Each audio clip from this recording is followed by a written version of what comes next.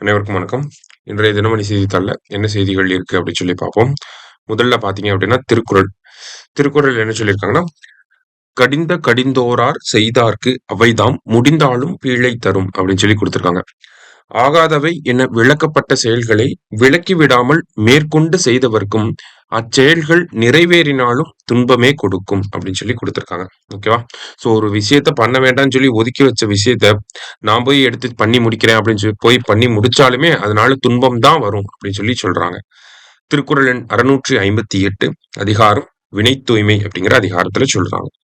அடுத்ததா பாத்தீங்க அப்படின்னா 6 முதல் 9ஆம் வகுப்பு மாணவர்களுக்கு டிஎன் ஸ்பார்க் அப்படிங்கிற புதிய திட்டத்தை வந்து தமிழக பள்ளிக்கல்வித்துறை வந்து தொடங்க இருக்காங்க. சரியா? சோ டிஎன் ஸ்பார்க் அப்படிங்கிற திட்டம். டிஎன் ஸ்பார்க்னா என்ன சொல்றாங்க அப்படின்னா, Tamil Nadu school program for artificial intelligence robotics and knowledge of online tools அப்படின்னு சொல்லி சொல்றாங்க. ஓகேவா? Tamil Nadu school program for artificial intelligence robotics and knowledge of online tools. இதுதான் இந்த டிஎன் ஸ்பார்க் அப்படிங்கிற திட்டம்.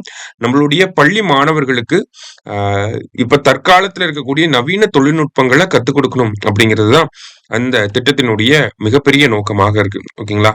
சோ கணினி சார்ந்த அடிப்படை அறிவியலை வந்து சொல்லி தர போறாங்க.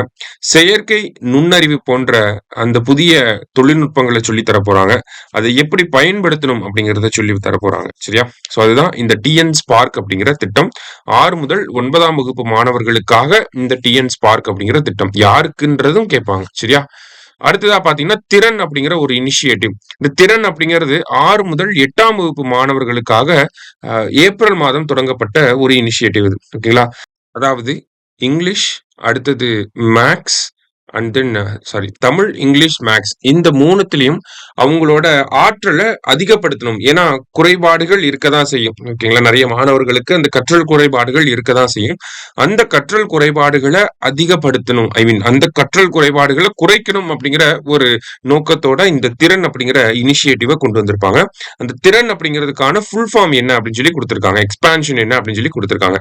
Targeted help for improving remediation and academic nurturing அப்படின்னு சொல்லி சொல்றாங்க. சரியா?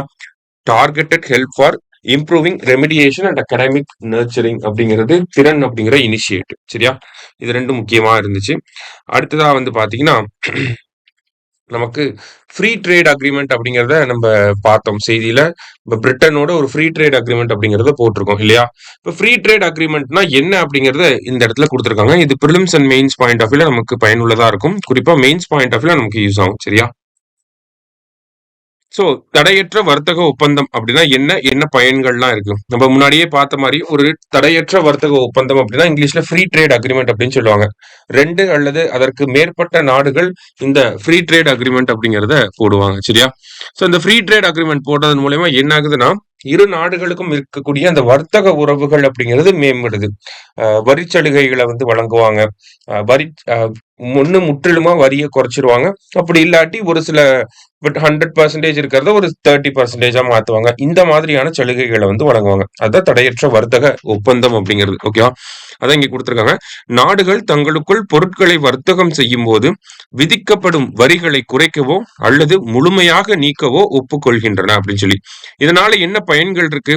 அப்ப இப்ப இந்தியா ஒரு நாடோட, இப்ப பிரிட்டனோட நம்ம போட்டிருக்கோம் தடையற்ற வர்த்தக ஒப்பந்தம் அப்படிங்கறத. இப்ப பிரிட்டனோட நம்ம போடுறப்ப என்ன ஆகுது அப்படின்னா இந்தியாவிலிருந்து பிரிட்டனுக்கு ஏற்றுமதி ஆகக்கூடிய பொருட்களுக்கு வரி சலுகைகள் அப்படிங்கிறது கிடைக்குது. அப்ப இங்க இருந்து நிறைய பொருட்களை நம்மளால ஏற்றுமதி செய்ய முடியும். பிரிட்டனுடைய மார்க்கெட்டை நம்மளால ஆக்சஸ் பண்ண முடியும். அங்க இருக்கக்கூடிய கன்சியூமர் மார்க்கெட்டை டார்கெட் பண்ணி நம்மளுடைய உற்பத்தியை வந்து அதுக்கேத்த மாதிரி நம்ம டிசைன் பண்ண முடியும். அதே மாதிரி முதலீடுகளை ஈர்க்கிறதுக்கான ஒரு முக்கியமான ஒரு மையமாகவும் இந்த வர்த்தக ஒப்பந்தங்கள் அப்படிங்கிறது இருக்கு. நிறைய இன்வெஸ்ட்மெண்ட்டை வந்து நம்ம நாட்டுக்குள்ள எடுத்துட்டு வர முடியும். முதலீடுகளை இந்தியாவுக்குள்ள கொண்டு வர முடியும். முதலீடுகள் வர்றப்ப உற்பத்தி அப்படிங்கிறது அதிகமாகும், வேலை வாய்ப்பு அப்படிங்கிறது உருவாக்க முடியும். அதே மாதிரி பாத்தீங்கன்னா நமக்கு ரா மெட்டீரியல்ஸோட நீட் அப்படிங்கிறது இருக்கும். இந்த ஒரு தடையற்ற வர்த்தக ஒப்பந்தம் போடுறப்ப என்ன ஆகுது? ரா மெட்டீரியல்ஸ இங்க இந்தியாவுக்குள்ள கொண்டு வரதுக்கான வரி அப்படிங்கிறது கம்மியாகுது. அப்ப இன்னும் கொஞ்சம் என்ன ஆகுது அப்படின்னா நமக்கு வந்து மணி வந்து சேவ் பண்ண முடியுது. ஸோ இந்த மாதிரியான ஒரு பயன்கள் தான் இந்த தடையற்ற வர்த்தக ஒப்பந்தங்கள்னால இருக்கு. இந்தியா இது வரைக்கும் பாத்தீங்கன்னா ஏறக்குறைய இலங்கை, பூட்டான், தாய்லாந்து, சிங்கப்பூர், மலேசியா, தென்கொரியா, ஜப்பான் இந்த மாதிரி பல நாடுகளோட நம்ம தடையற்ற வர்த்தகங்களை போட்டிருக்கோம். அது மட்டும் இல்லாம அமெரிக்கா, இஸ்ரேல் போன்ற நாடுகளோட நம்ம அந்த டீலை வந்து இப்போ நெகோசியேட் பண்ணிக்கிட்டு இருக்கக்கூடிய ஸ்டேஜ்லயும் நம்ம இருக்கோம். சரிங்களா? இப்ப இந்தியாவுக்கும் பிரிட்டனுக்கும் ஒரு தடையற்ற வர்த்தக ஒப்பந்தம் போட்டிருக்கு. இதன் மூலியமா இந்தியால இருந்து போகக்கூடிய தோல், காலணி, ஆடை போன்ற பொருட்களுக்கு வந்து பிரிட்டன்ல 99% வரிச்சலுகை அப்படிங்கிறது வழங்கப்பட்டிருக்கு. அதே மாதிரி பிரிட்டன்ல இருந்து வரக்கூடிய விஸ்கி, ஜின் போன்ற மதுபானங்களுக்கு இந்தியா 150% வரி வச்சிருக்காங்க. அது படிப்படியா 40% குறைக்கப்படும் அப்படிங்கறத சொல்லியிருக்காங்க. சரியா? சோ இந்த மாதிரியான ஒரு சில அம்சங்கள் இருக்கக்கூடிய ஒரு ஒப்பந்தத்தை தான் நம்ம என்னன்னு சொல்றோம், தடையற்ற வர்த்தக ஒப்பந்தம் அப்படின்னு சொல்லி சொல்றோம். சரிங்களா? சோ இன்றைய செய்தித்தாள்ல இருந்த முக்கிய செய்திகளை வந்து பார்த்திருக்கோம். நன்றி.